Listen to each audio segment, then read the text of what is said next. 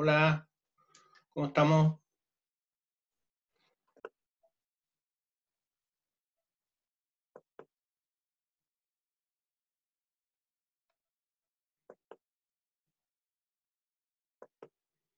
Ya, ahora sí.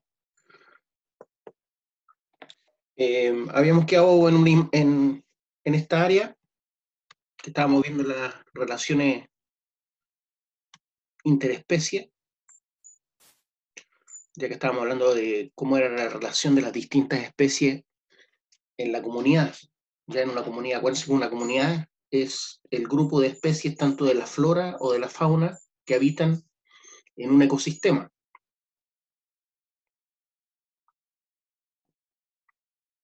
Entonces se produce competencia cuando hay dos especies en un mismo ecosistema, ¿cierto?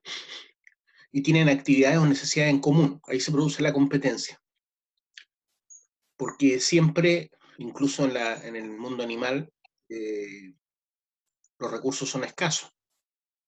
Por lo tanto, se produce un conflicto. Eso es la competencia. Cuando hay conflicto, porque tienen intereses en común. Dimos como ejemplo, ¿cierto?, el león y la hiena, que es como un ejemplo clásico. Eh, Otro ejemplo podría ser, por ejemplo, el león africano, junto con las tribus que viven cerca, tribus de seres humanos que viven cerca de su ecosistema, porque el hombre se ha ido acercando, ¿ya? Originalmente los leones no habitaban solamente África, habitaban parte de Asia Menor, ¿ya? Eh, Uno lee en varias partes, por ejemplo, del Antiguo Testamento, en donde habían leones en Israel en esa época. Cuando dos especies de un ecosistema tienen actividades o necesidades en común, es frecuente que interactúen entre sí, ¿ya? Cuando ambas poblaciones tienen algún tipo de efecto negativo una sobre otra, es cuando hablamos de competencia. Obviamente, si las hienas empiezan a aumentar, van a necesitar más alimentos, aumentar el número y van a empezar a cazar y a afectar, porque va a disminuir la población, por ejemplo, de la gacela, de los ñus, y eso va a afectar a otra población que sería la población de los leones. También afectaría a la población del chita y a la población un poco menos la del leopardo, porque el leopardo como que eh, caza más de noche y está más cerca de donde hay más árboles, pero también se vería afectado. Ahí dan como ejemplo los escarabajos de la harina con los escarabajos del arroz, en donde ambos se alimentan de los mismos recursos. El escarabajo de la harina también come arroz, obviamente, y el escarabajo del arroz también come harina. Entonces, si una de las poblaciones crece, va a ir en desmedro de la otra población, porque van a atacar los mismos recursos. Hablamos del comensalismo, dice que se produce cuando una especie se beneficia y la otra no se ve afectada. Les di el ejemplo, por ejemplo, ahí dice el de las lapas y de las ballenas. Las lapas se adhieren a las ballenas, ¿cierto? Y las ballenas no les afecta eso. Y las lapas se ven beneficiadas porque eh, pueden viajar con las ballenas a distintos lugares donde pueden alimentarse. La lapa no se fija solamente en la ballena, pero no se alimenta de algo de la ballena. Las rémoras, por ejemplo, las rémoras esas que van siempre acompañando a los tiburones, también se podría decir que es una relación de comensalismo en donde la rémora se ve beneficiada respecto de adherirse al tiburón. Pero cuando, por ejemplo, damos un ejemplo similar aparentemente, que es cuando ciertas aves que se alimentan de los parásitos de los rinocerontes y de los elefantes, se suben arriba de los elefantes y se comen esos parásitos, ahí no me atrevería a decir que es comensalismo, porque ambos se ven beneficiados, ¿ya? el elefante por un lado, porque le están comiendo unos parásitos, y también se ha beneficiado el ave, ¿cierto? Porque se alimenta de esos parásitos. Así que ahí no creo que sería comensalismo, ¿ya? Porque ambas especies se verían beneficiadas.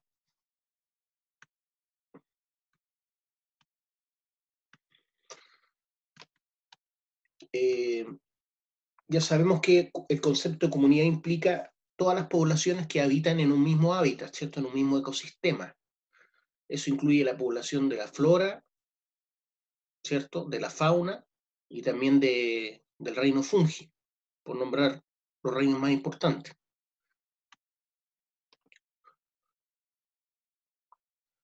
Entonces, ¿qué es lo que es un hábitat? Es un ensamblaje de organismos producidos de manera natural que comparten un mismo ambiente. Perdón, están hablando de comunidad aquí. Es un ensamblaje de organismos producidos de manera natural que comparten un mismo ambiente y hábitat y que interactúan directa o indirectamente los unos con los otros. Esa es la definición de comunidad. Es un ensamblaje de organismos producidos de manera natural que comparten un mismo ambiente y hábitat, ya tanto de la flora, fauna y del reino fungi, y que interactúan entre sí, ya directa o indirectamente, los unos con los otros. Por lo tanto, ¿qué pasa en una comunidad cuando una especie empieza a aumentar en número? Empieza a afectar toda la comunidad, ¿ya? Entonces, cualquier eslabón de la cadena trófica o de la cadena alimenticia disminuye o aumenta o introducimos, por ejemplo, una nueva especie a una comunidad, va a impactar sobre toda la comunidad. De ahí la importancia de tener cuidado con traer especies. Por eso el SAC, por ejemplo, tiene tanto cuidado con que introduzcan especies que no corresponden al hábitat nuestro, ¿ya? Al hábitat o a los ecosistemas nuestros. Por ejemplo, hay unos loros que han llegado desde Argentina hace como 10, 20 años, que primeramente seguramente los trajeron para venderlos como aves domésticas, y alguien o se le escaparon o las dejó escapar, y se empezaron a multiplicar estos loros, que aparentemente uno los ve bonito y todo, han llegado aquí a la quinta región también, que son loros argentinos, y le están quitando espacio a los loros autóctonos nuestros, ¿ya? Lo mismo con el mirlo, que es parecido al tordo, con la diferencia que el mirlo, ¿qué es lo que hace? Es súper,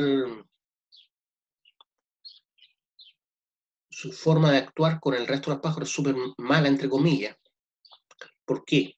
Porque cuando ve un nido vacío, cuando no están los papás, pero sí están los huevos, se apodera de ese nido. ¿En qué sentido? Bota los huevos de... Muchas veces bota los huevos del ave que hizo el nido, coloca los suyos para que los padres de otra especie críen a sus hijos, ¿ya? Entonces, súper dañino en ese sentido. No, ni siquiera hace su nido, para más remate roba un nido, y segundo, elimina muchas veces, si encuentra que hay muchos huevos, por ejemplo, va a eliminar los huevos naturales del ave y va a poner los suyos para que otra ave de otra especie los críe. Eso es el mirlo, que también es argentino. Ya sabemos lo que ocurrió con el castor, ¿cierto? Podemos saber lo que ocurrió con el aromo, ya hemos hablado harto del aromo, también de el pino radiata, que es el pino que se utiliza para las forestales. También tenemos el mismo caso para el eucalipto, que también se utiliza para las forestales, para crear celulosa. Con las celulosas se hace el papel.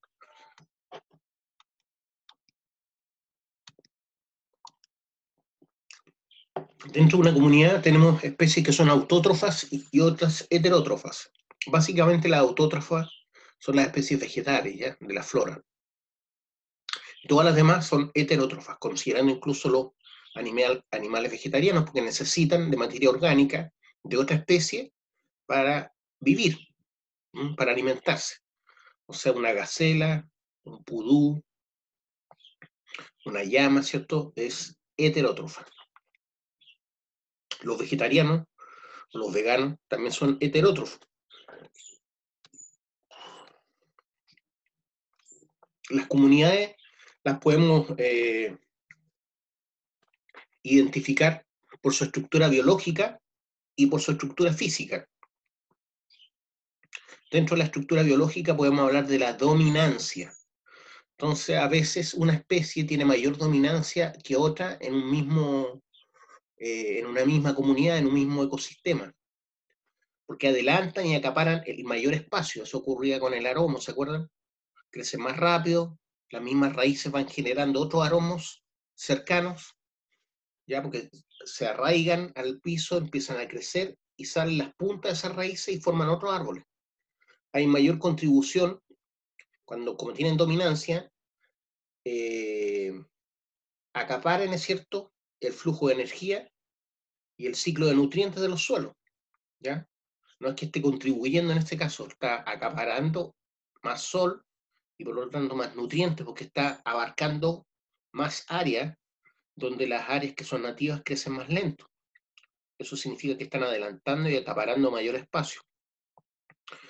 Van teniendo mayor biomasa, ¿cierto? Más masa viva.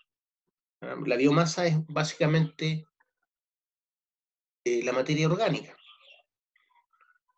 Controlan o influyen sobre el resto. Controlan o influyen sobre el resto.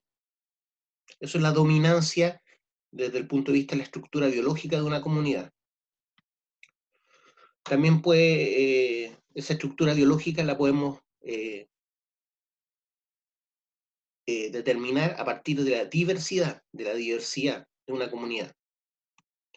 Por ejemplo, el número de especies que están en una comunidad. Decimos que la estructura biológica tiene una gran diversidad o una gran biodiversidad. Hay una abundancia relativa respecto de otras especies. Eso se llama diversidad en la estructura biológica. Entonces, la estructura biológica la podemos analizar a través de la dominancia o a través de la diversidad.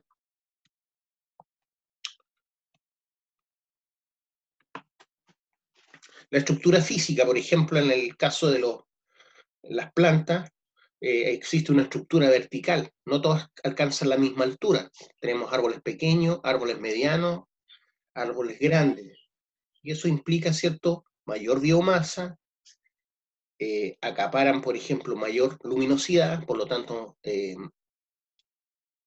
pueden ahogar o no dejar que otras especies más pequeñas crezcan o vivan, debido a que les producen sombra al crecer más o al crecer más rápido. La estructura vertical básicamente es la estructura de las plantas. También las plantas se esparcen, ¿cierto?, por un área, entonces hablamos de estructura horizontal también. Como puede ser, mirado desde arriba, ¿cierto?, que existen parches, ¿cierto? En un parque, por ejemplo, como el de Peñuela, existen parches donde hay aromos, parches donde hay más árboles nativos, parches donde hay más otras especies, o pueden ser pastizales o arbustos, no necesariamente árboles. Entonces, la estructura horizontal de las plantas o de la flora, que incluye los árboles, obviamente, forma parches, ¿ya? Esas son las dos estructuras en las plantas, la estructura vertical y estructura horizontal.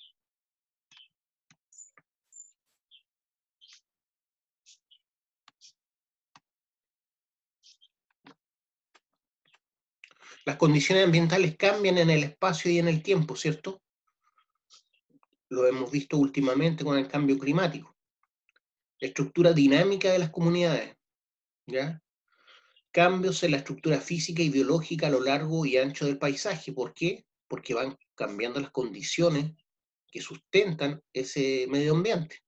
Puede ser que ya no llueva tanto como llovía en el pasado, hay más radiación solar, menos humedad en los suelos, entonces eso va cambiando totalmente eh, la comunidad, el hábitat.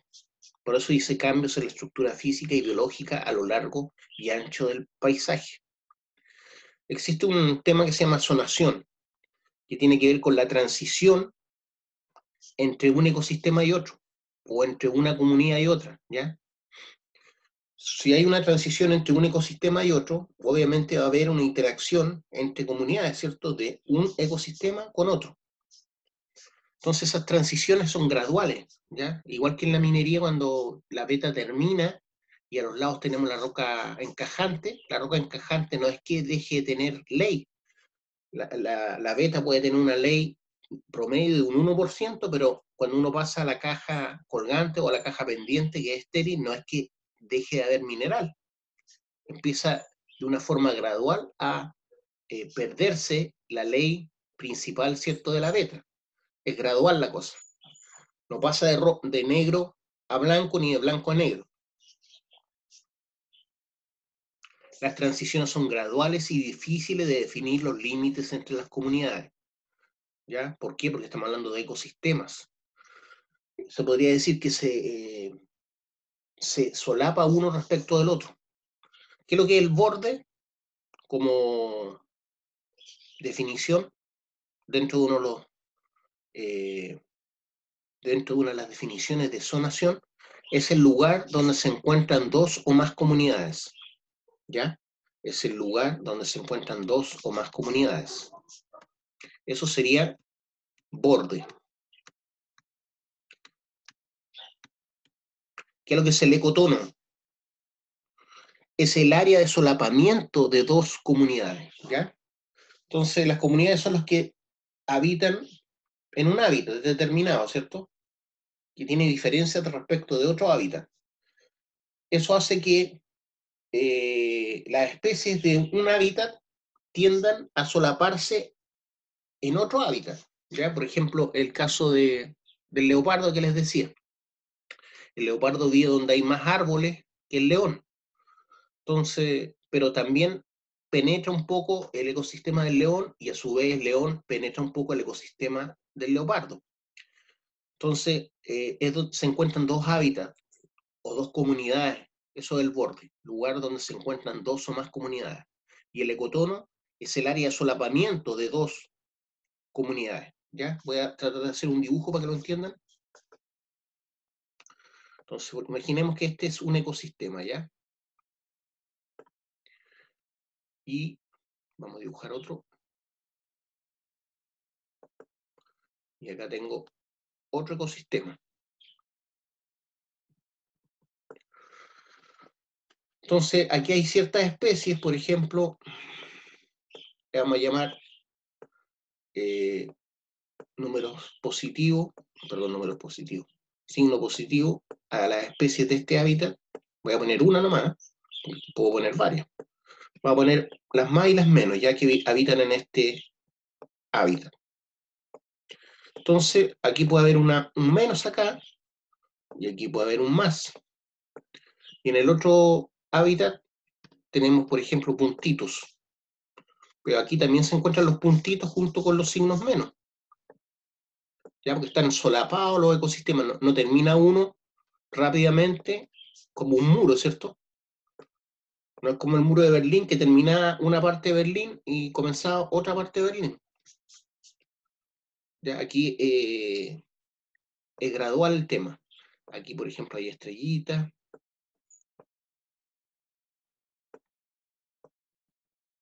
Cada uno de esos figuras representa una especie. Entonces, en el ecotono, que es el área de solapamiento de dos comunidades, podemos encontrar cualquiera de las especies de este ecosistema como cualquiera de esta otra, para cohabitar juntas. ¿Ya? Y ahí puede haber, obviamente, otras interacciones, como el comensalismo, como la competencia. Le hablaba del leopardo, por ejemplo, que se habita acá en esta zona que es más arbórea, y acá habita el león, pero hay una parte en donde se pueden alcanzar, ¿ya? Y ahí se produce competencia entre ellos, porque ambos son carnívoros. A eso se refiere con el borde y el ecotono. Las transiciones son graduales y difíciles de definir los límites entre comunidades. Lo mismo ocurre con las especies vegetales, ¿ya? Esto tú lo puedes llevar a especies vegetales. No es que en la Araucanía crezcan pura araucaria y en la región de los ríos ninguna. Entonces, bueno, ahí estamos hablando de regiones establecidas por el hombre, pero también los ecosistemas funcionan de forma similar. O sea, no es que yo me salte al otro hábitat y ya no hay más araucaria, ¿ya? Y voy a encontrar puros coihue, por ejemplo. Lo mismo hacia el otro lado, no es que en la novena región no vaya a encontrar coihue. Ya, es como ejemplo solamente, ¿ya?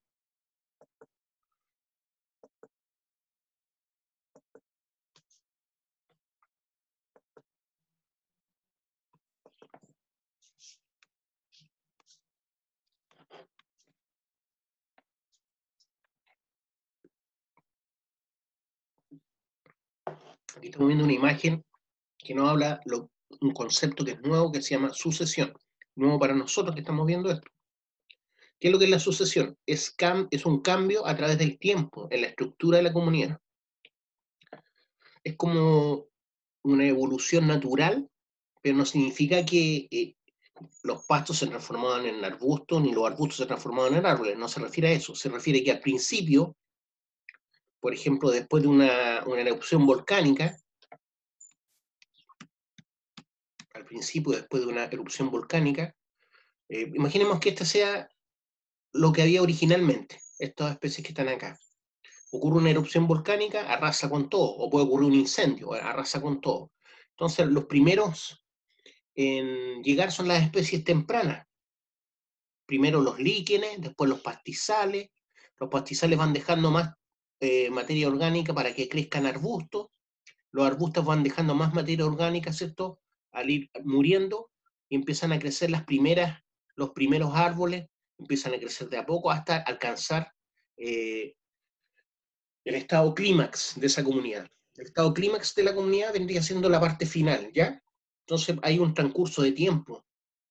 Primero están las especies tempranas que le llamamos y después las especies tardías. Pero el ecosistema es el mismo, el hábitat es el mismo, pero pudo haber cambiado por un incendio o por una erupción volcánica en el sur, y lo primero que empiezan a vivir en la lava, una vez enfriada, son los líquenes. Los líquenes van creciendo, van dejando materia orgánica, esa materia orgánica le da espacio a otra especie temprana que pueden ser pastizales, musgos, va aumentando el nivel de materia orgánica en el suelo, porque tenían pura lava al principio, empiezan a crecer los arbustos pequeños, después arbustos grandes, a los 25, 100 años, después de los 100 años empiezan a llegar los primeros árboles, no es que lleguen, ¿es cierto?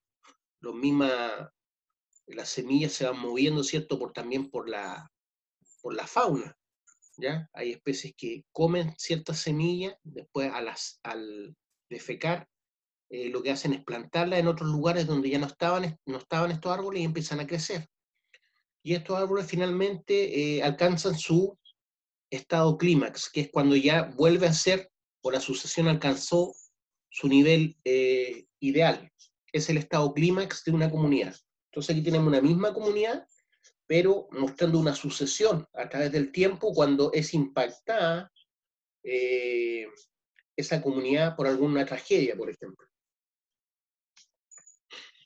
Entonces, al ir avanzando la sucesión, la comunidad se vuelve más estratificada, permitiendo que ocupen el área más especies de animales también, ¿cierto? Porque hay especies que van a habitar con las especies tempranas, y después cuando ya estén los árboles, quizás los arbustos ya no existen, entonces van a llegar a otras especies. A eso se refiere. Al ir avanzando la sucesión, la comunidad se vuelve más estratificada, permitiendo que ocupen el área más especies de animales. Con el tiempo, los animales característicos de fases más avanzadas de la sucesión reemplazan a los propios de las primeras fases. Entonces, los animales característicos de las fases más avanzadas o especies tardías de la flora van a reemplazar a los propios de las primeras fases, ya de las especies tempranas. ¿Se entiende o no?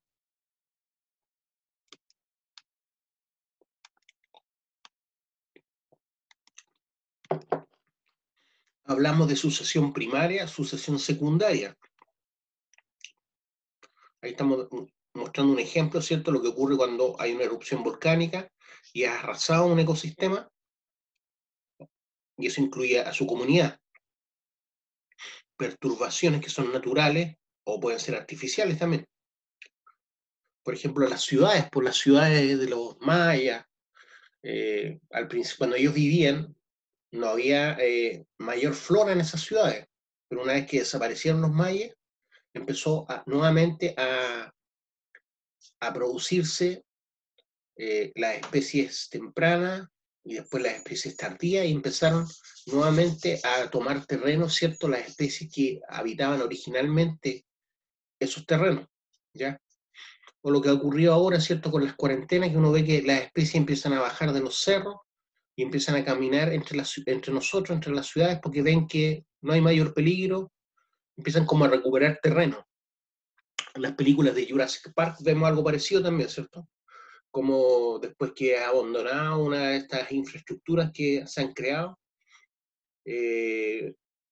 la flora y la fauna empiezan a ocupar el terreno perdido. Entonces la sucesión, se puede hablar de sucesión primaria y secundaria.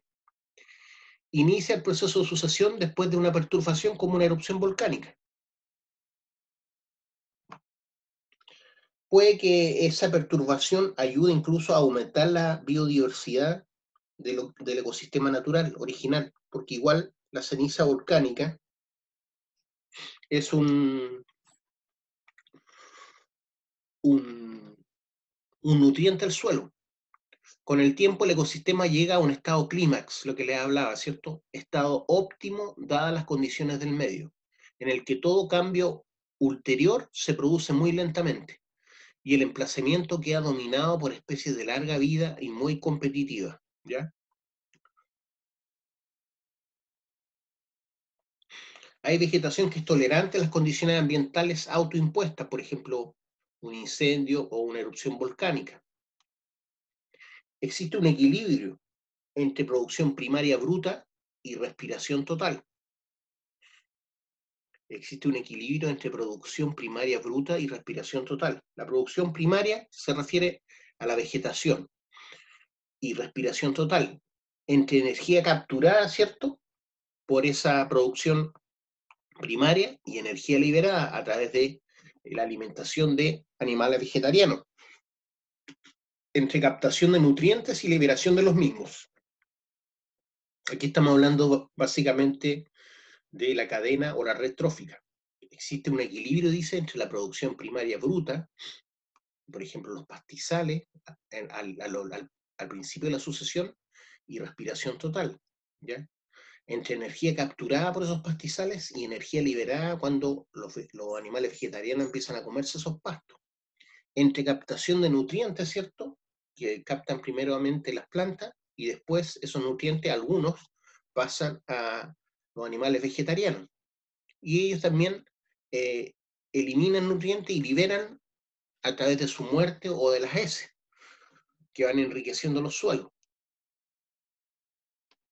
Comunidad con amplia diversidad de especies, una estructura espacial desarrollada y cadenas alimenticias complejas. Eso es cuando se alcanza el nivel clímax, ¿ya? Comunidad con amplia diversidad de especies, una estructura espacial desarrollada y cadenas alimenticias complejas. Cada individuo es reemplazado por otro del mismo tipo. La composición promedio de especies alcanza un equilibrio. Eso es cuando se llega al estado clímax de un hábitat o de un ecosistema. Entonces hablamos de la comunidad clímax. Cada individuo es reemplazado por otro del mismo tipo. La composición promedio de las especies alcanza un equilibrio. Los ecosistemas se mantienen en funcionamiento no solo por el flujo de la energía, ¿cierto? Que estamos hablando de la energía solar. ¿Ya? La energía solar es la energía primaria de este planeta. Entonces la energía solar es captada por las plantas, a su vez parte de esa energía es entregada a los animales que se alimentan de plantas, y después una menor parte de esa energía es pasada a los carnívoros que se alimentan de esos animales. A eso se refiere. Entonces hay un paso de energía desde el sol a las plantas, de las plantas a los vegetarianos, y de los vegetarianos a los carnívoros. ¿Ya? Los ecosistemas se mantienen entonces en funcionamiento no solo por el flujo de energía, sino también por la circulación de materiales. ¿Ya? ¿Qué materiales? Bueno, el material fundamental para la vida es el carbono. El carbono atrapado por las plantas a través de su forma de alimentarse que ellos tienen, ¿ya? Van capturando carbón y ese carbón después es usado para la alimentación de otros animales, ¿cierto? Los vegetarianos, y a su vez la materia orgánica de esos animales vegetarianos pasa a ser alimentación de los animales carnívoros. Entonces hay un flujo tanto de energía como de materia a través de los nutrientes que van pasando de un lado a otro. Entonces, ahí se cumple, ¿cierto?, en la naturaleza los principios de la termodinámica, ¿cierto?, que la energía solo se transforma, ¿cierto?, no se pierde. Y lo mismo con la masa. La masa no se destruye, solo se va transformando.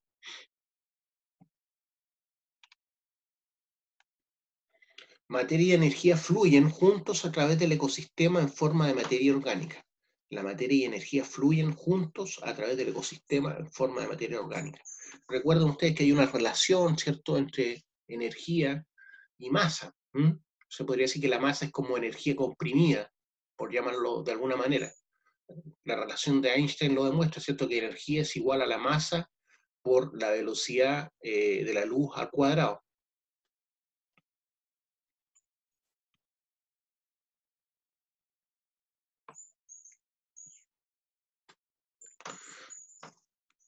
El flujo de energía en los ecosistemas es el que sustenta la vida. El flujo de energía en los ecosistemas es el que sustenta la vida. Y todo parte con el sol, pues si no tuviéramos el sol, estamos liquidados. Toda la vida que existe es gracias a la distancia apropiada que tenemos con el sol, gracias a la atmósfera, que nos ayuda a retener ese calor, ¿cierto?, a retener el agua en la proporción que corresponde, gracias a que hay más mares que tierra, porque si tuviéramos, uno podría decir, pucha, podría ser la tierra al revés, ¿cierto?, al 70% tierra y el 30% mares, podría pensar alguien. Si ocurriera eso, no habría lluvia. Sin lluvia no habría vida, ¿ya? Es decir, los mares tienen que ser más para que ocurra ese ciclo de evaporación, nubes, ¿cierto?, y lluvias al interior de los continentes. Bien resumido. ¿Cómo se fija la energía? Se fija a través de la producción primaria originalmente, que le decía que es la vegetación, producción primaria bruta. ¿Qué es lo que es la producción primaria bruta? Cantidad total de energía fijada por las plantas. Cantidad total de energía fijada por las plantas en su organismo. ¿Qué es lo que es la producción primaria neta? Cantidad de energía que queda después de ser cubierta las necesidades respiratorias de la planta. Esa es la que realmente puede entregar a un animal vegetal. A un animal vegetariano. Entonces la producción primaria son las plantas. Podemos hablar de producción primaria bruta, cantidad total de energía fijada por las plantas, pero parte de esa energía la utiliza en su metabolismo. Entonces se pierde una parte. Producción primaria neta no queda fija, a eso se refiere. No es que se pierda, ¿cierto? Producción primaria neta, cantidad de energía que queda después de ser cubiertas las necesidades respiratorias de la planta. Esas son las que pasan después, esa energía es la que pasa a través de la materia orgánica que es absorbida por un animal vegetariano. Entonces, hablamos de materia orgánica o biomasa, es lo mismo, materia orgánica o biomasa. Hablamos, por ejemplo, uno puede medir la biomasa, por ejemplo, pesando cuánto pesa, por ejemplo, 10 metros cuadrados de pastizales. Después uno prorratea eso de acuerdo hasta dónde abarcan los pastizales. Entonces, uno divide, por ejemplo, cuántas hectáreas de pastizales hay, dividido por la cantidad de biomasa que yo había calculado previamente, pesándola simplemente, arrancándola y pesándola, por ejemplo, de 10 metros cuadrados. 10 metros cuadrados. O sea, 3, y tanto por 3, y tantos metros, saco el pasto de ahí, lo peso. Esos son los gramos por metro cuadrado de biomasa en forma de pasto. Pero también podrían ser árboles, ¿ya? Eso en cuanto a la biomasa de la producción primaria, ¿ya? Y eso lo multiplico por cuántas veces cuántos 10 metros cuadrados tiene, por ejemplo, una hectárea, y después varias hectáreas, y así puedo calcular la biomasa total de un ecosistema, ¿ya? O de una comunidad incluso, si incluyo a la fauna. Y la fauna tengo que capturar, ¿cierto?, a través del muestreo y pueden más o menos identificar cuántos conejos, cuántas vizcachas, qué sé yo, cuántas loicas, cuántos tordos habitan en ese ecosistema. ¿Qué es lo que es la biomasa? Cantidad presente en un momento determinado, ¿cierto? Porque esto es dinámico en el tiempo, los ecosistemas van cambiando. Puede que hoy día haya menos biomasa de pastizales, y lo más probable es que así sea, que hace 2 años atrás cuando llovió más. Biomasa lo componen tanto los herbívoros como los descomponedores. Y ahí ya estamos hablando de producción secundaria de biomasa y de energía. Lo que entregan los herbívoros, por ejemplo a los carnívoros, se considera producción secundaria. Lo que absorben, por ejemplo, los descomponedores, que en este caso son los hongos, que pueden degradar la materia vegetal. Los únicos que pueden degradar la materia vegetal son los hongos. Esos son los descomponedores, o pueden ser los descomponedores de la fauna, que vendrían siendo los microorganismos, ¿cierto?, que se alimentan finalmente y terminan haciendo volver la materia orgánica de un animal muerto a los suelos. Entonces hablamos de producción primaria, las plantas, producción secundaria, vendrían siendo lo que entregan los herbívoros o los descomponedores.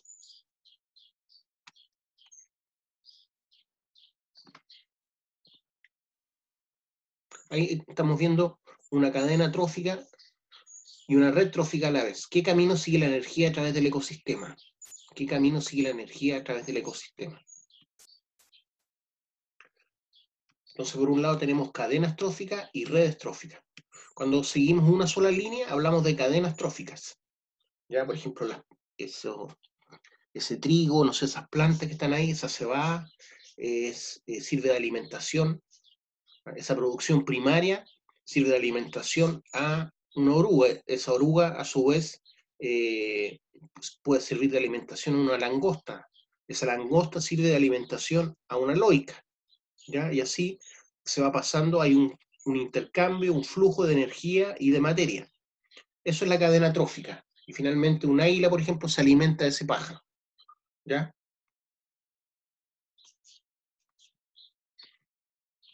Pero también, a su vez, hay otras líneas de conducción de energía y de materia que se interconectan. Entonces, cuando hay cadenas tróficas interconectadas, hablamos de redes tróficas.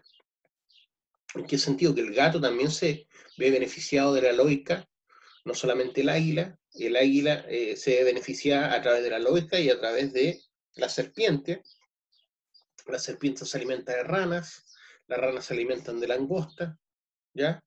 Entonces hay una interrelación en una comunidad, y a eso nos referimos con redes tróficas, ¿ya? Cómo se interconectan las cadenas tróficas. Antes se hablaba de cadena alimenticia, hoy día se habla de cadenas tróficas, ¿ya?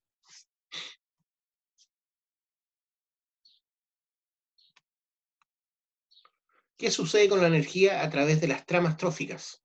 Ya sabemos que se va pasando, ¿cierto? Pero también se va perdiendo, porque parte de esa energía es usada para el metabolismo de la especie que la capturó. Ahí vemos un diagrama de lo que ocurre. Los vegetales absorben nutrientes, ¿cierto? Que generalmente son los nitratos, el fósforo, el potasio, que son fundamentales para la vida vegetal. Pero también pueden tomar elementos contaminantes. Por ejemplo, en un tranque de relave van a obtener metales pesados, como el cobre, como el hierro, como el mercurio, el plomo, y van a pasar también a la materia orgánica vegetal. Y esa materia orgánica vegetal no va a quedar ahí, porque herbívoros se van a alimentar de esa planta contaminada y va a pasar los metales pesados a los herbívoros, a los conejos, y después viene un viejo, caza ese conejo y se alimenta también de plomo, mercurio, cobre, ¿ya? Y así es como la contaminación también va pasando, ¿ya? No solamente los nutrientes, no solamente lo bueno de un ecosistema, sino también lo malo. Ahí estamos viendo cómo, ahora hablemos en positivo, cómo los nutrientes buenos, ¿cierto?, son utilizados por las plantas.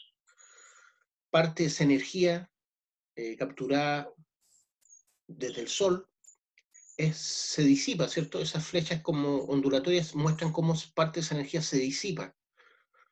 Parte de esa agua también se disipa en evotranspiración.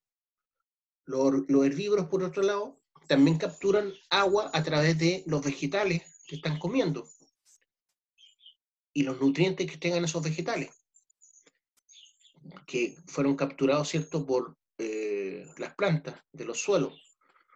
Pero también ahí hay una pérdida, ¿cierto?, de energía. No se aprovecha el 100% de energía como lo aprovecharon las plantas, porque parte de esa energía se utilizó en el metabolismo de la planta y también es de alguna forma disipada, como nosotros disipamos calor. Entonces el herbívoro va a obtener menos energía de la energía solar original que capturaban las plantas. Y así lo mismo con los carnívoros número 1, ¿cierto? Que pueden ser, imaginémonos, un gato montés, un colocón, una guiña, ¿cierto?, que se alimente de algún herbívoro. No toda la energía que capturó el herbívoro va a pasar al carnívoro número 1. Ese carnívoro número 1 es el primero, ¿cierto? Pero puede existir un carnívoro número 2, como por ejemplo el puma, que se alimenta del carnívoro número 1, que podría ser la guiña o un zorro. Menos energía capturada por la planta va a pasar, siempre va habiendo una pérdida en el traspaso de una especie a otra, ¿ya? Entonces el carnívoro número 2 es el que va a absorber menos energía a partir de la que se capturó originalmente por las plantas. La masa sí va pasándose, tampoco en su totalidad, pero se podría decir que hay menos pérdida en cuanto a peso de lo que es la materia orgánica. Y cada uno de ellos, ¿cierto?, va capturando ciertos nutrientes, cierta masa, la va incorporando a su estructura física y parte de esa materia va siendo depositada como heces y finalmente, mayormente cuando mueren, ¿cierto?, el carnívoro 1 y el carnívoro 2. Y ahí vuelve la masa, ¿cierto?, a ser parte de los suelos y se produce ese ciclo entre materia y energía. Los descomponedores, existen descomponedores dentro de la flora y descomponedores también en la fauna. Los descomponedores de la vegetación básicamente son los hongos, ya son los únicos que pueden romper una molécula que es bien compleja de romper, que abunda en la flora. En este momento no me acuerdo el nombre, empieza con Li, si alguien se acuerda me lo puede decir, Li, y solamente los hongos pueden descomponer esa molécula difícil de romper. Por eso son los hongos los que se alimentan de la vegetación muerta. A su vez, existen descomponedores para la materia orgánica animal. Cuando muere, por ejemplo, un conejo, cuando muere un zorro, existen también descomponedores, que no son las moscas. Las moscas son, podríamos decir, parte de la red trófica que se alimentan, las moscas serían, las larvas de las moscas serían carnívoras, que se alimentan, y carroñeras específicamente, se alimentan del animal muerto, ¿cierto? Pero ellas producen, degradan parte de la materia porque también hacen sus necesidades y finalmente los que terminan descomponiendo la materia orgánica animal son básicamente también microorganismos, ¿ya? Microorganismos, bacterias, hongos, que terminan degradando lo que queda de lo que dejaron las larvas de las moscas. Y ahí nuevamente se produce el ciclo, ¿cierto?, de cómo se van fijando los nutrientes descompuestos en el suelo y a su vez parte de la energía.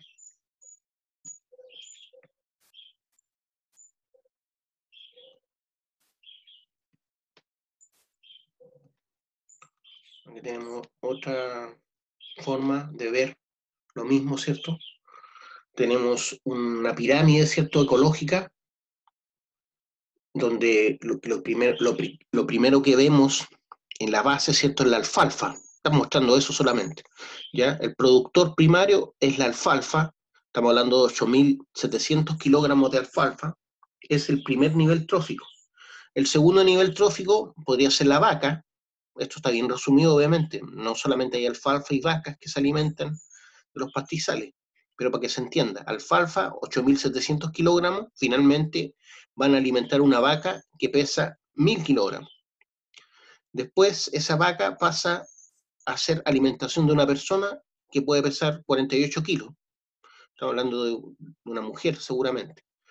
Entonces tenemos un productor, un consumidor primario que es la vaca y un consumidor secundario que es la persona.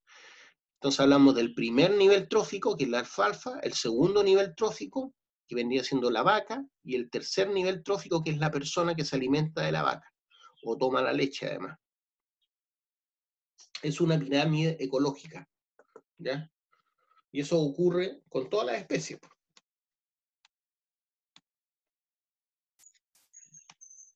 La suma de toda la biomasa o energía contenida en cada nivel trófico. La suma de toda la biomasa o energía contenida en cada nivel trófico. Entonces, originalmente teníamos 8.700 kilogramos de alfalfa como biomasa. Se transformaron en 1.000 kilogramos de carne. Y esos 1.000 kilogramos de carne finalmente pasan en el tiempo, ¿sí? No es que una persona se coma una vaca completa, pero se puede comer una vaca perfectamente durante el año, ¿ya? Representación gráfica entonces de la estructura trófica y función de un ecosistema.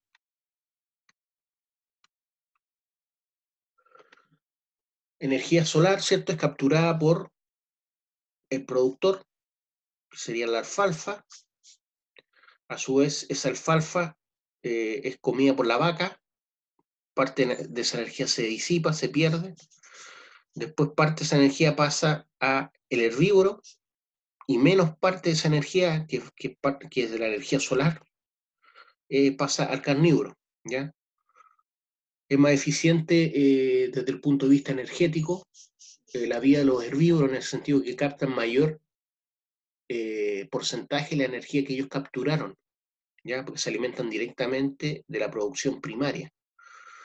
Ese es el paso también de la energía, ¿ya? Vimos el paso de la masa y ahora estamos viendo el paso de la energía.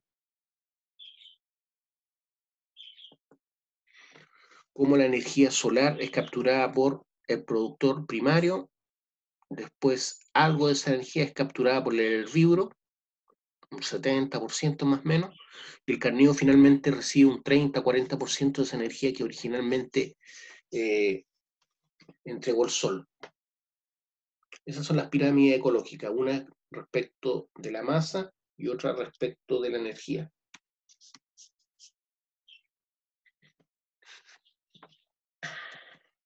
En todos los ecosistemas existe un movimiento continuo de los materiales, lo que ya hemos venido diciendo hace rato. En todos los ecosistemas existe un movimiento continuo de materiales. Ahí están mostrando varios ciclos, ¿cierto?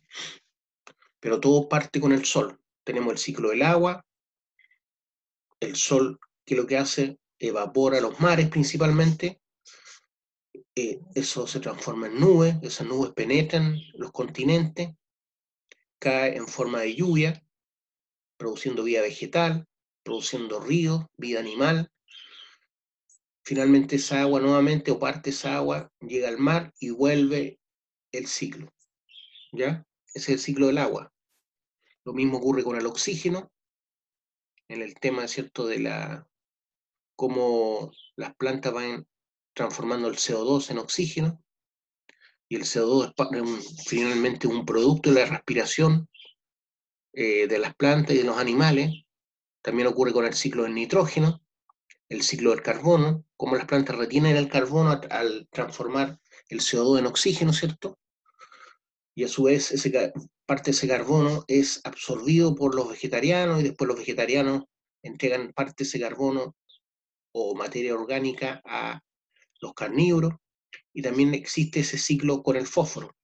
Entonces los principales elementos, digamos, para la vida son el nitrógeno, el fósforo, el carbono.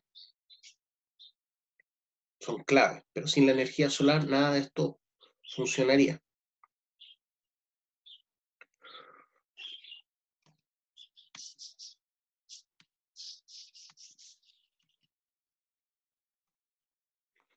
Los diferentes elementos químicos pasan del suelo, el agua o el aire a los organismos y de unos seres vivos a otros. Es lo que hemos hablado, ¿cierto? Los diferentes elementos químicos pasan del suelo a los animales vegetarianos, perdón, a los animales vegetarianos. Los diferentes elementos químicos pasan del suelo a las plantas, el agua o el aire a los organismos y de unos seres vivos a otros, hasta que vuelven, cerrándose el ciclo. Por eso nosotros finalmente vamos a ser polvo y vamos a ser nutrientes para otros organismos, ¿cierto? Cerrándose el ciclo, nuevamente al suelo, al agua y así sucesivamente. Estos ciclos se llaman ciclos biogeoquímicos. Ciclos biogeoquímicos. Bio, ¿cierto? Por la vida, geo por la tierra y químicos porque son elementos químicos los que van circulando, ¿cierto? Ciclos biogeoquímicos gaseosos, en el caso del aire, el CO2, el oxígeno, y también esos elementos finalmente van sedimentando en los suelos para ser nutrientes para las nuevas producción primaria o las plantas.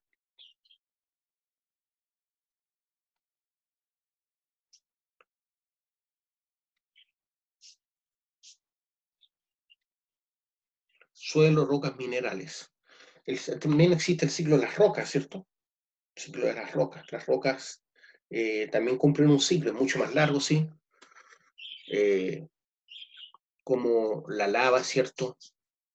Llega a la superficie, pero empieza después a meteorizarse, a degradarse por el oxígeno del aire, por la lluvia, por los animales que utilizan la roca como nutriente, o sea, adhieren a ella como los líquenes, van degradando, ayudando a degradar la roca. Finalmente esa roca termina siendo arena, ¿cierto? O suelo, en el caso de la tierra, ¿cierto? Esos suelos van profundizando con el tiempo, van sedimentando, finalmente van profundizando en la corteza terrestre con el tiempo y llegan nuevamente a una zona donde hay tal presión y tal calor que se vuelven a fundir y después vuelven a ebullir, ¿cierto?, en forma de lava. ¿Ya? Bien resumido el tema, pero el ciclo de la roca es similar.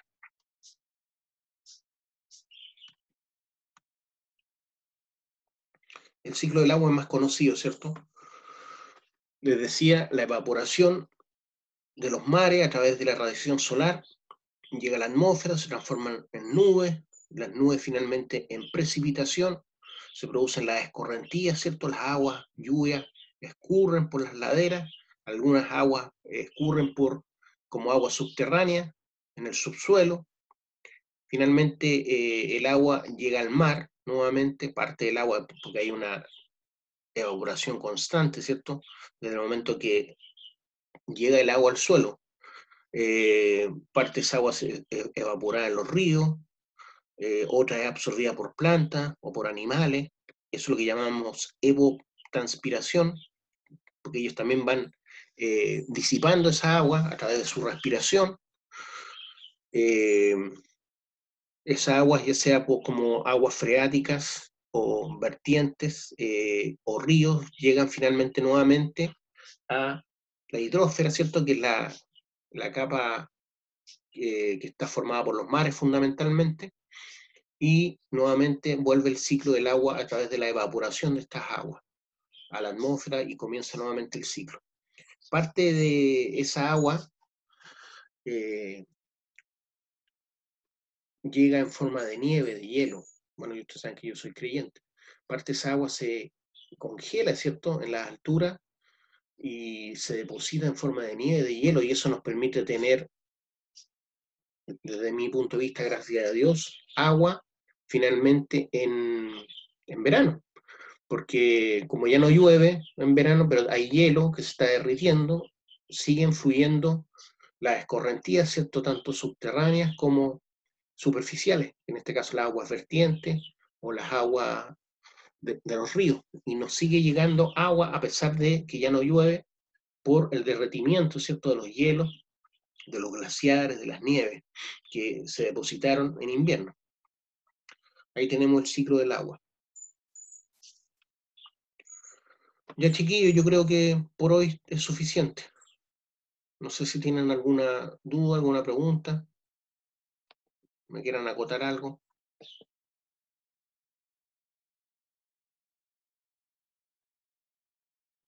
Ahí me están haciendo una pregunta, parece. Ah, la fecha de las pruebas. Bueno, les dije que terminando la cuarta semana de clase, esta es la tercera, vendría la prueba. Terminando la cuarta semana de clase, es el día que nos toque a los dos grupos, yo tengo dos grupos, sería la prueba. O sea,